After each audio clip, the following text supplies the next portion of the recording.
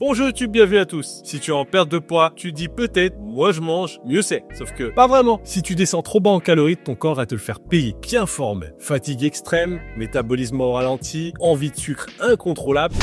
J'aime les biscuits.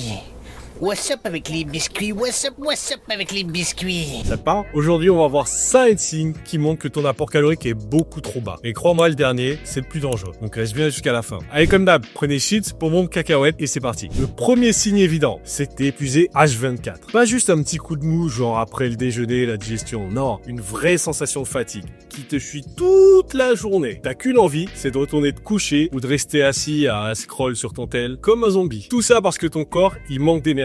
Et il passe en mode éco. Il ralentit tout. Métabolise, circulation sanguine, production hormonale. En gros, c'est comme un téléphone qui est en mode économie d'énergie. Sauf que toi, tu peux pas brancher de chargeur pour régler le problème. Donc si tu te reconnais là-dedans, c'est peut-être que c'est le moment d'augmenter tes calories. Surtout si tu as réduit tes glucides à l'extrême. Mais pour ça, on y reviendra tout à l'heure. Un deuxième signe que tes calories sont trop basses. Tu as constamment faim. Et pas une petite faim, une petite frégale. Plutôt une obsession totale pour la nourriture. Toute la journée. Tu penses à chacun de tes prochains repas qui arriveront ou à ton cheat meal de ce week-end. Tu te fais un gros planning, tu dis je vais manger ci et ça. Ça devient une obsession. Parce que quand tu manges trop peu, ta leptine, l'hormone qui dit stop à la faim, elle chute. Tandis que ta gréline, celle qui dit j'ai faim, elle explose. Ce qui fait que tu penses H24 à la bouffe. L'exemple classique, c'est la personne qui craque sur une pizza après une semaine de diète trop stricte. Et c'est souvent ce qui mène aux crises alimentaires. Tu tiens une semaine carré comme jamais, déficit au top, à la calorie près, et balle, tu craques. On va commencer ici. Et ça va péter! Péter!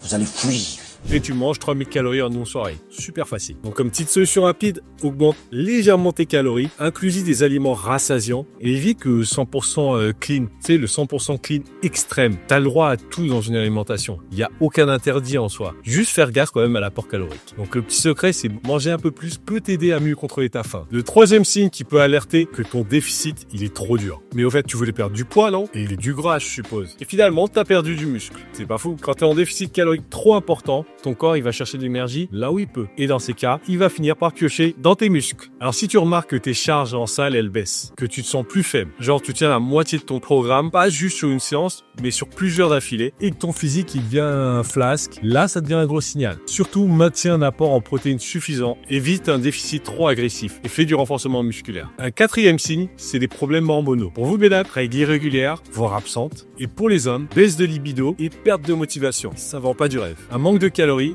ça peut dérégler totalement ton équilibre hormonal. Moins de testostérone chez les hommes, moins d'œstrogène chez les femmes. Et méfie-toi, car ça peut avoir des conséquences graves sur le long terme. C'est pas juste un petit problème temporaire. Sur le long terme, ça peut impacter sur la fertilité, la densité osseuse. Bref, c'est à prendre au sérieux. Alors dans ce cas, on remonte les calories progressivement, surveille les signaux du corps et consulte éventuellement un professionnel de santé si tu sens que t'en as besoin. Et le cinquième signe qui dit que t'es sûrement en déficit calorique un peu trop brutal, c'est d'avoir une humeur de chien et des troubles cognitifs. T'as remarqué que t'es plus sous tension que d'habitude, tout t'énerve et ton niveau de patience il est proche de zéro. Même une simple file d'attente peut te rendre dingue. En plus de ça, t'as l'impression d'être dans le brouillard, de galérer à te concentrer et d'oublier des trucs tout le temps. Est-ce que t'as déjà cherché tes plaies alors qu'elles étaient dans ta main? Ben voilà, bienvenue dans ce qu'on appelle le brain fog. Le brouillard du cerveau, le cerveau embrouillé. Bref, c'est un vrai effet secondaire du manque de calories ça. Ce que tu ressens, c'est en grande partie lié à un manque de sérotonine, un neurotransmetteur essentiel qui régule l'humeur, l'anxiété et même le sommeil. Et pour bien produire de la sérotonine, ton cerveau a besoin de tryptophane,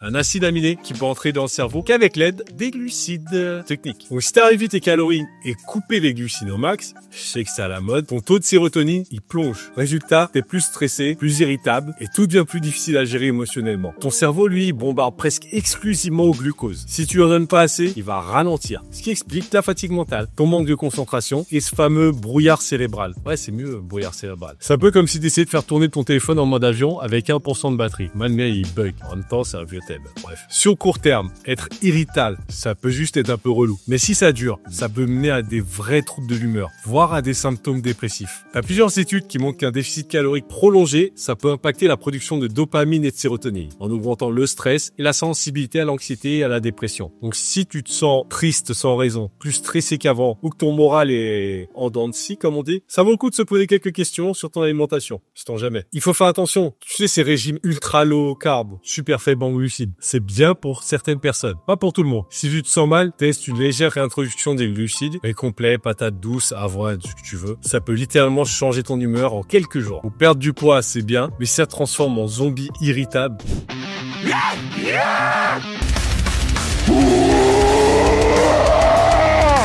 c'est que ton déficit, il est trop violent. Essaie d'augmenter légèrement tes calories et vois si ton humeur, elle s'améliore. Parce que si tu te sens à bout de nerfs et ton cerveau, il rame, c'est pas juste dans ta tête. Ton corps t'envoie un message. Trop peu de calories égale trop peu d'énergie pour fonctionner normalement. Donc avant de blâmer le monde entier, check ton assiette. Peut-être une simple augmentation de ton apport calorique, ça pourrait tout changer. Je dis peut-être. Tout ça pour dire que si tu t'es reconnu dans ces signes, c'est peut-être le moment de revoir tes calories à la hausse. La clé, c'est un déficit modéré et durable, pas une privation extrême qui va te ruiner la santé. Alors dis-moi en commentaire lequel de ces signes t'as déjà remarqué chez toi. Et si la vidéo t'a aidé, lâche un like et abonne-toi. Je l'ai dit à la fin, peut-être trop tard. Tant pis, vas-y, ciao.